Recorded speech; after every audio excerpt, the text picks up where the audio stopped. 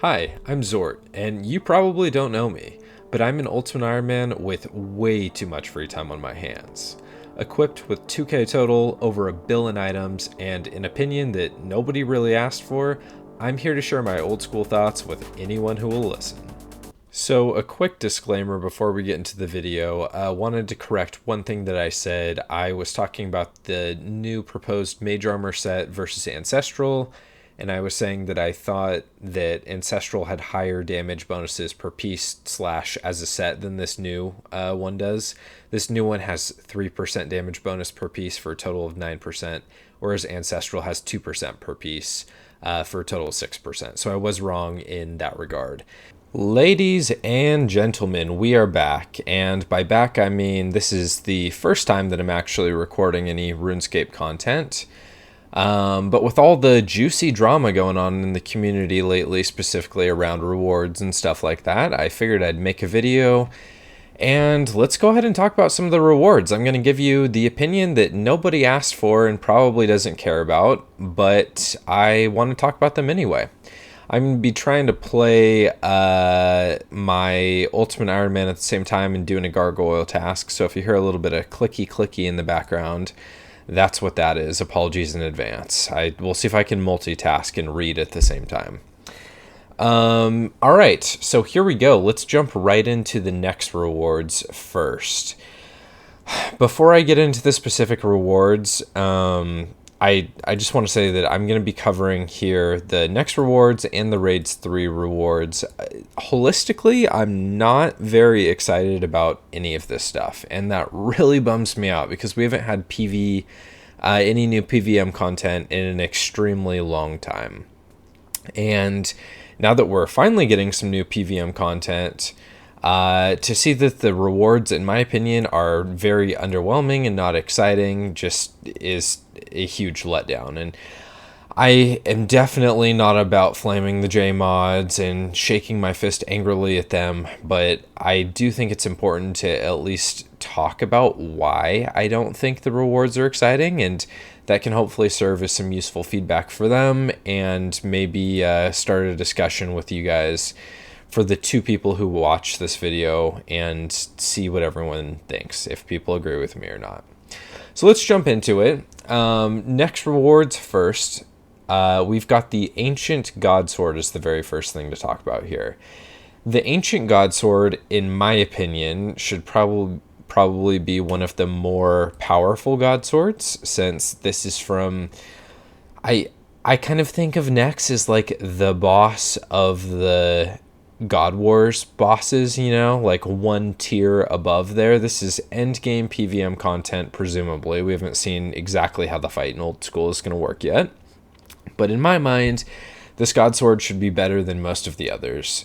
And today we have some really interesting effects on the other God Swords. We've got the Zamorak God Sword, which is incredibly niche. It has the freeze effect, and that's useful almost nowhere. In some cases it's useful, I guess, at like Chambers of Zarite, but PvP maybe not a whole lot of use. We've got the SGS, which is extremely useful for healing, and you can use that just to replace food during a Slayer task, Inferno, all kinds of use cases for that one. BGS, I would say, is extremely useful, but more on the niche side of useful than the SGS. The BGS being a huge corp spec weapon, and then kind of a budget Dragon Warhammer, better accuracy wise for some bosses. And finally, we've got the AGS, which really, if you're using the AGS, you're probably doing PvP content. That's pretty much what it's useful there. So we've got a wide variety of use cases for the different God Swords already. Enter the Ancient God Sword. The base part of the special effect is the increased accuracy and damage. As far as I know, this is standard across most of the God Swords. This isn't really anything new. So what's like the second part of the special effect? It says, in addition to the increased damage and accuracy, we have an 8-second cycle timer, which I believe, or an 8 cycle timer, which I believe just means 8 ticks. And then if the target doesn't move for more than 5 tiles or move more than 5 tiles away, then they'll be hit for 20 damage and the attacker will be healed for the same amount. So initial thoughts here, this seems like kind of a budget SGS, but the target also has to be stationary or not standing still, which for the most part, your PVM content, if you're standing in front of a boss and you are meleeing it, it's probably not going to be running away. There are definitely some cases where that's not true in chambers like Mudadiles, for example. In Theater of Blood, there's some similar examples like Verzik, or at least some phases of Verzik. But overall, this just doesn't feel very strong to me. I like the healing effect, but it seems like you'd be better off with an SGS because it has the one less restriction of having to wait the 8 ticks and then also having to make sure that the enemy doesn't move. So why they designed it like this, I'm not totally sure. I don't think it's a bad special effect for the God Sword, but if you're coming out with a God Sword that's like supposed to be from a boss a tier above all of the other God Wars bosses, this just doesn't feel very exciting to me. Even if they buffed this to a guaranteed hit of a 40, which I don't know that I really like that, but it still just doesn't feel very exciting. Ultimately, I think keep the increased accuracy and damage that you have with all of the God Sword special attacks, but maybe let's rework this special attack a little bit. I've seen some different suggestions on Reddit. One thing that I thought was a cool idea was give it like 4 different possible effects that it could have, and then when you spec, it randomly picks one of those 4. I think that generally when you're PVMing, it's nice to have like a guaranteed knowledge of what's going to happen with your special effect, but we don't really have a lot of weapons where there's a randomness to it, so maybe something like that would be cool. I don't know. In any case, let's just make it more useful so that it actually feels rewarding coming from the end game God Wars boss.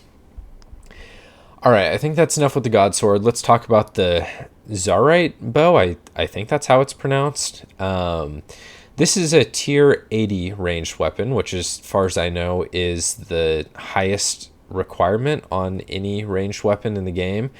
With the rebalancing of the Twisted Bow, maybe the Twisted Bow is tier 80 now. I honestly can't keep track because they've changed it so many times, and I have 99 range on most of my accounts, so I just don't really care what tier they want to put it at. But this is yet another new bow. At the time of recording this, it's not too far off after they added the, I'm not even going to attempt to say the full name, the F bow or the Bofa from Gauntlet, and they nerfed the blowpipe. So we kind of just got a new bow already, but let's see what this is all about. So, excuse me.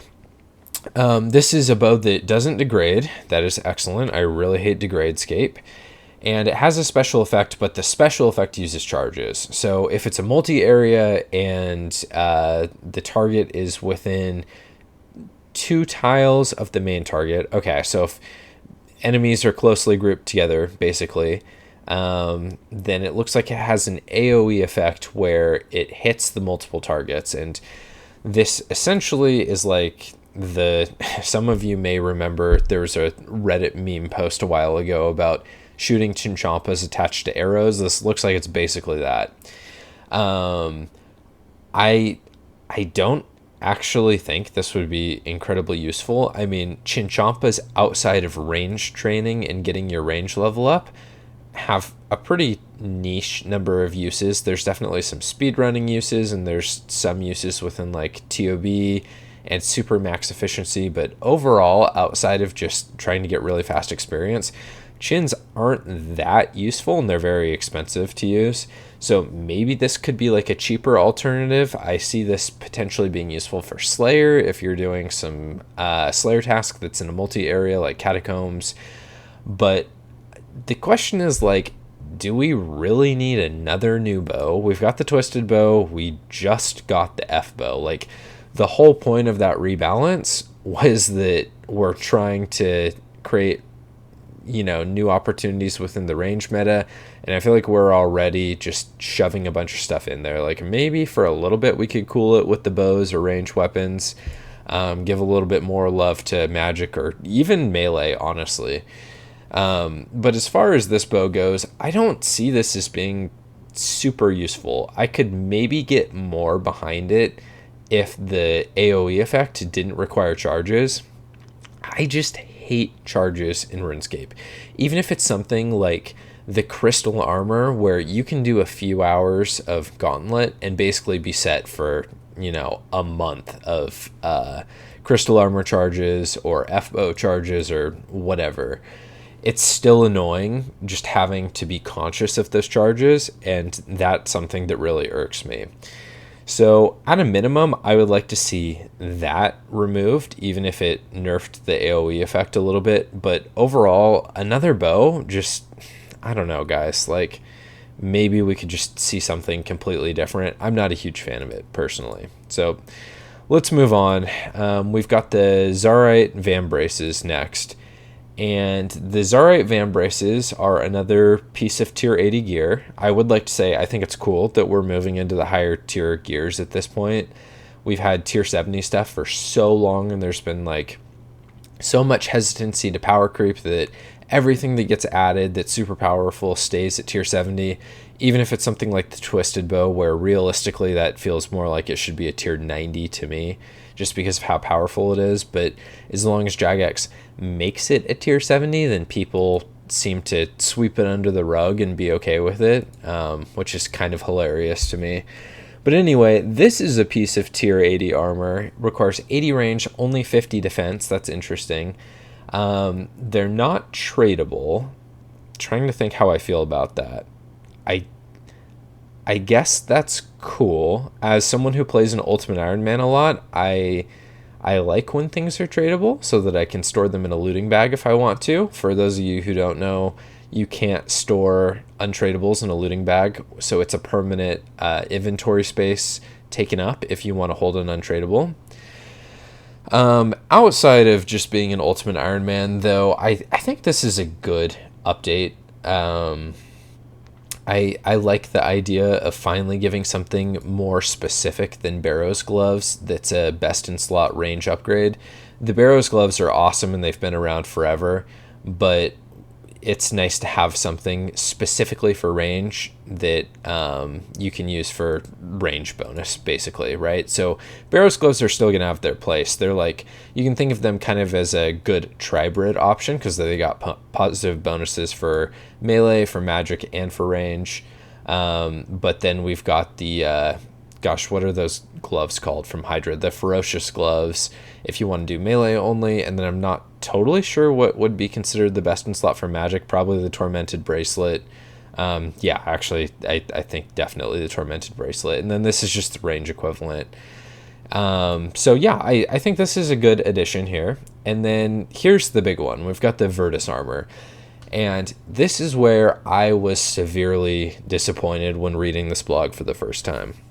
I'll preface this with saying that I did not play RuneScape back in the day when Vertice and Pernix and Torva were all things, and when they first came out, I quit before that.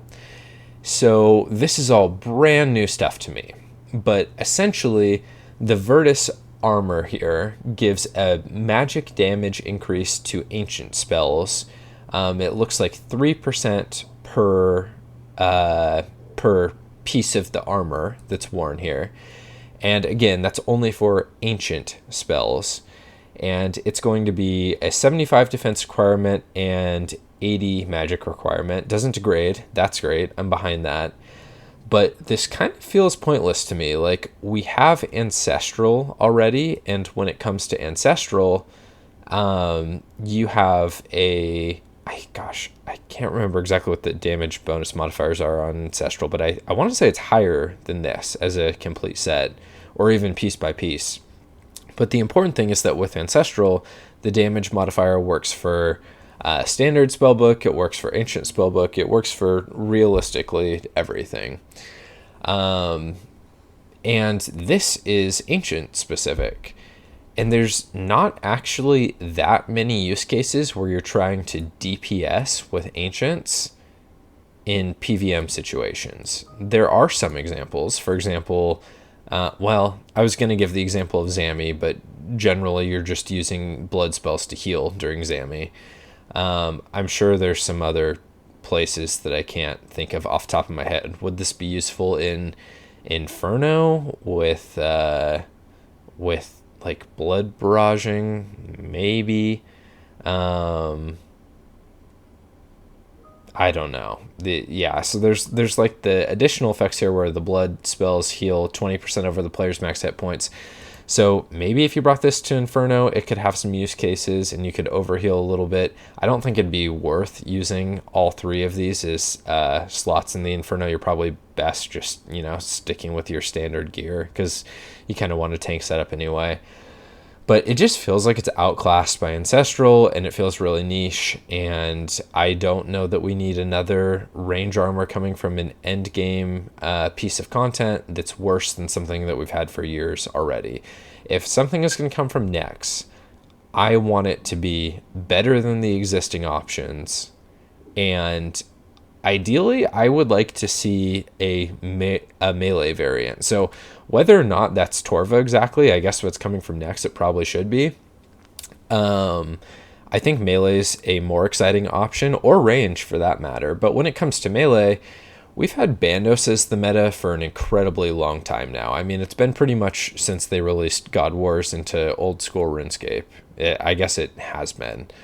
So I'm okay with upgrades at this point. I think it could either be just a direct upgrade, or it could be an upgrade that requires the consumption of Bandos armor. So you're dropped like I don't know what you would call it, an essence of Torva or something like that. And then you use it with a Bandos piece to upgrade it into, some sort of better melee armor. I think that's more exciting and more useful. Similar story for Armadil. You could have, the Pernix essence that you use on Armadil armor and upgrade it. That would be more exciting. Really, it comes down to, is it going to be worth grinding out end game content for rewards that are worse than you could get from content that's been out already for a long time? Probably a lot of people already have Ancestral. I don't think so. I don't think it's a big enough draw to get people to go to next. Like, any of these items. The God Sword is very meh. The Zarite Bow is probably, I don't know if it's the best or the most exciting. It's okay. I'd like to see this replaced too. The Vam Braces are great, but is it worth grinding Nex for a very long time to get the Vam Braces? Maybe not. And if you get the Vam Braces as the first drop, is there a reason to stick around? Maybe not. But if you have a complete armor set that's really exciting, that's a fantastic reason to stick around at a boss. Take Nightmare, for example. So you could get a harmonized orb and a Nightmare staff from Nightmare, and then even with those two, a lot of people are still going to want to stick around to grind out the full armor set. I would like to see something similar here with Nex.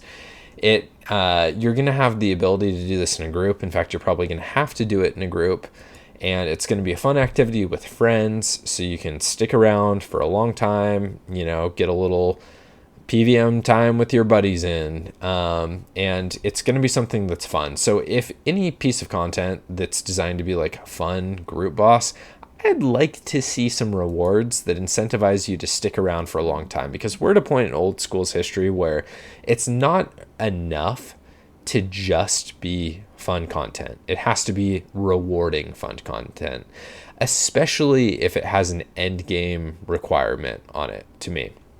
So that's where I stand on the Vertice Armor. I think scrap it, replace it with Torva or Pernix. Either one of those would be more exciting. Moving on.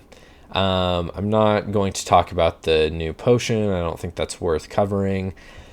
All right, let's talk about Raids 3.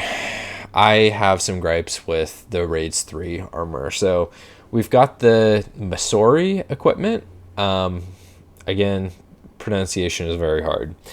The Masori equipment has the low life effect, where you get additional stat bonuses if you're below 40% of your base hit points.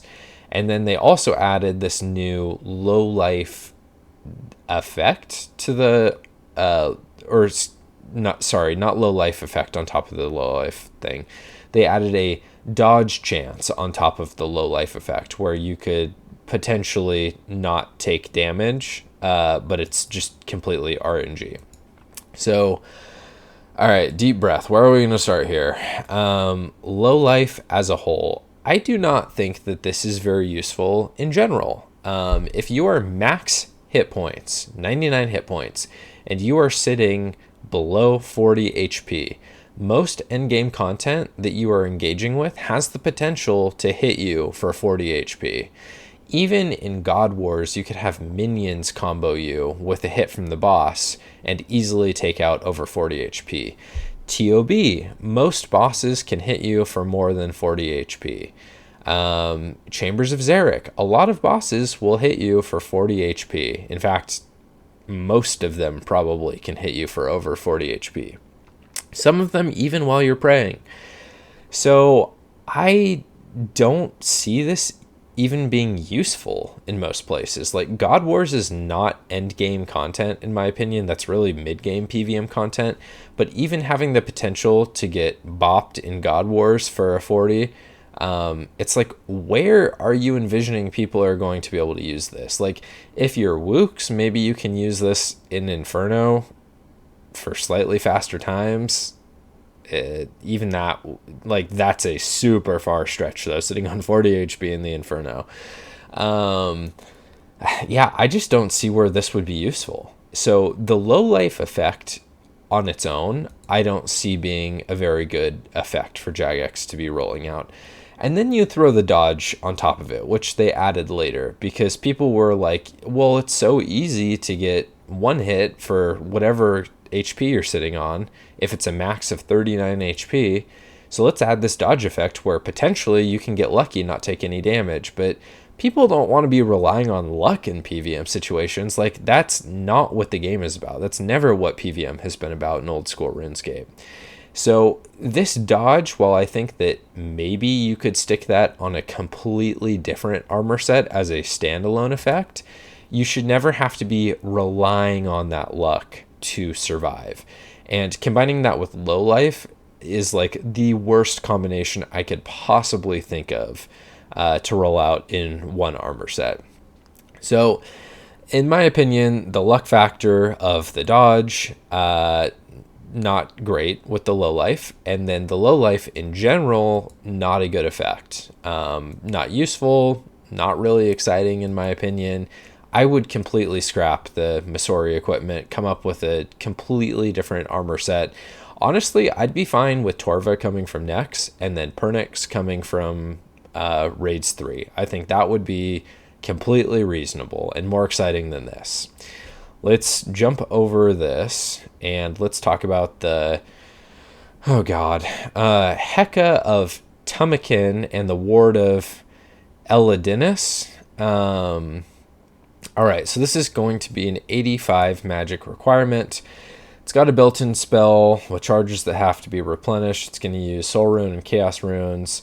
Okay, so this is basically the wand that they've been talking about. If you're not familiar, then it's got an effect where every fourth hit, it gets like an upgraded, stronger magic effect hit. So it's kind of like charge, charge, charge, boom when you're hitting. So again, I'm trying to think where this would be useful. Like maybe Nightmare. But a lot of people who are doing Nightmare are using like a Sang Staff, so you're getting the healing effect. There aren't that many places in the game where magic is super useful. And I just think that the feeling of using a weapon where you're hoping that that fourth hit is just going to be a huge colossal hit, and then you potentially have the chance for it to, still roll a low number, or even if it is a big hit, it's like, okay, well, I did 3 normal hits and then I finally got one big one. It just doesn't feel that great to me. I would rather have a really powerful wand that's more powerful than a Kodai, where every hit on average is more powerful instead of waiting for that fourth hit. It just doesn't feel very engaging as a player, and then it also kind of promotes not switching because you have to camp the weapon for 4 hits in order to get that benefit. And then again, if you don't get that fourth hit being really big, then it just feels like a total letdown. Yeah, I don't like this. I don't think it's exciting. I think it would be cool to have a magic weapon that's like the big draw on par with the Twisted Bow from Chambers or the Scythe from Cox, but I don't think it's this, and I don't know what it would look like off the top of my head. Let's see what else we have got here. Okay, so the ward is the shield that they're proposing, and basically they're proposing that you would get the broken ward and you'd have to upgrade it with the arcane sigil from Corp. Now, I happen to have an arcane spirit shield, which they're going to allow you to disassemble the arcane spirit shield for the arcane sigil if you didn't know.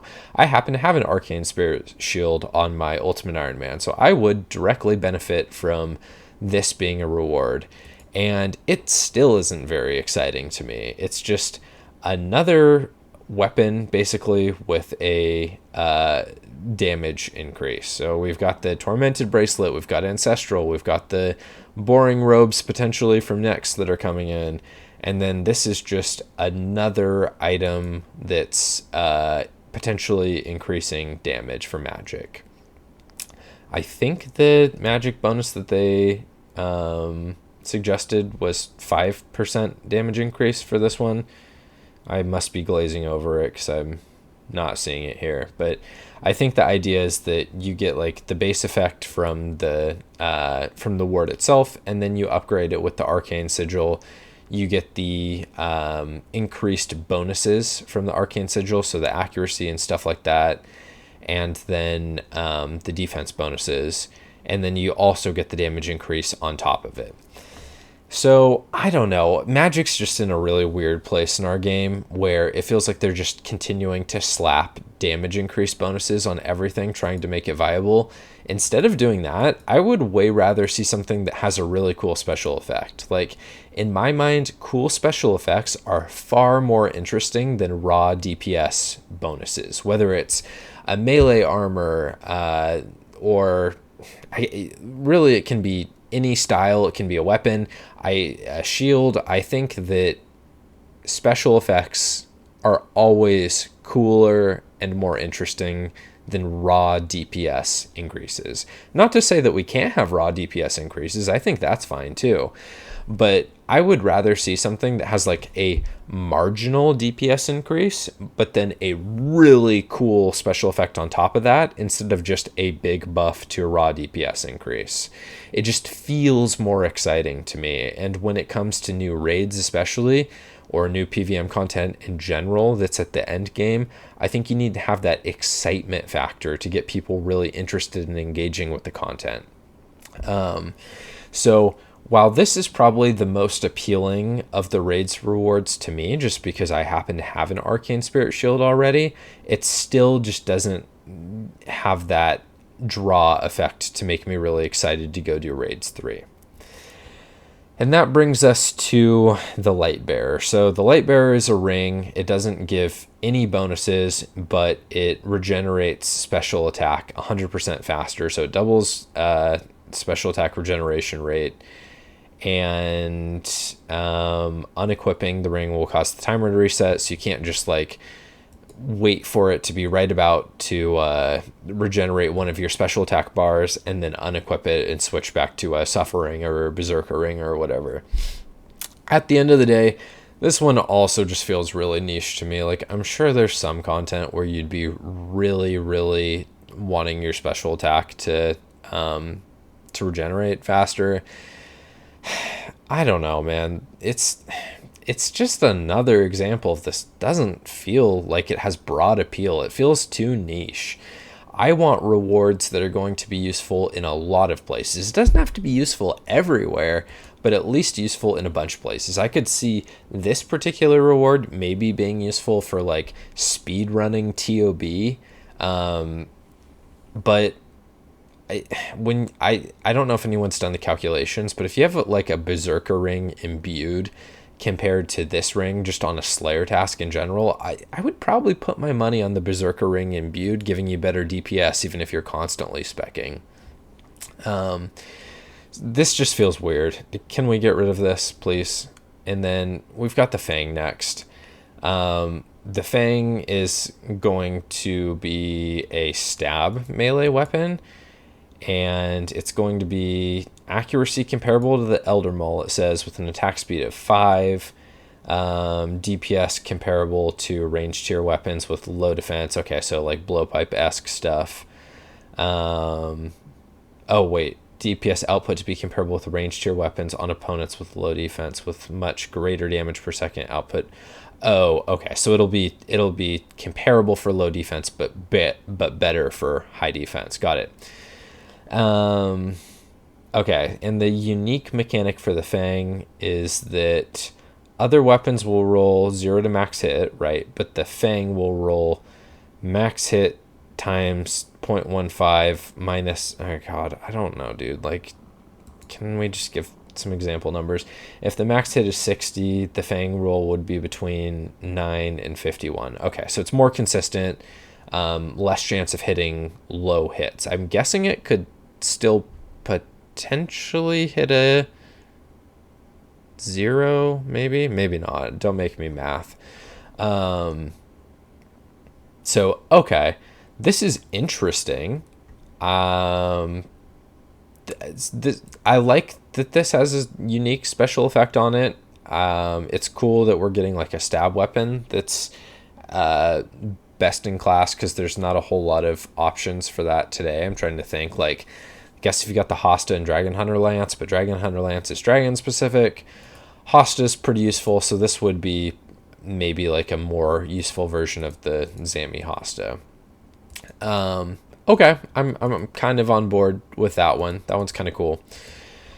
And then we've got the Karis thing, where you've got the base weapon, and then you can put different jewels in the weapon to give it different special effects. So the first one is the Eye of Corruptor, which is a damage over time effect, but you can't stack that with the other effects. You've got the Jewel of the Sun, which you could attach to it, which gives a debuff to NPCs that you're attacking, which makes them more susceptible to take damage. And then you've got the Breach of Scarabs, which adds a 33% accuracy buff against Calphites. That would make this super strong against the Calphite Queen. But at the end of the day, I think that's kind of like the main use that this would have, like for pet hunting KQ, and then useful for within Raids 3 itself. Are there that many people hunting the KQ pet? No, probably not. KQ's kind of a crappy boss anyway. And then, do we really care about a weapon that's going to increase our efficiency at only doing Raids 3 if the other Raids 3 rewards are not very compelling? No, I don't think so. I don't want rewards that are only useful within the content that they come from. That just seems like silly design to me. If anything else, having like a weapon drop from Raids 3 that makes Tob way more efficient or Chambers way more efficient would be more appealing. But like having a drop within its own content that is only for that content, I am not a fan of that. And sadly, that brings us to the end of the rewards. So I think that after having covered the rewards here, I just want to give like a general overview of my opinions of reward design on a macro level, right?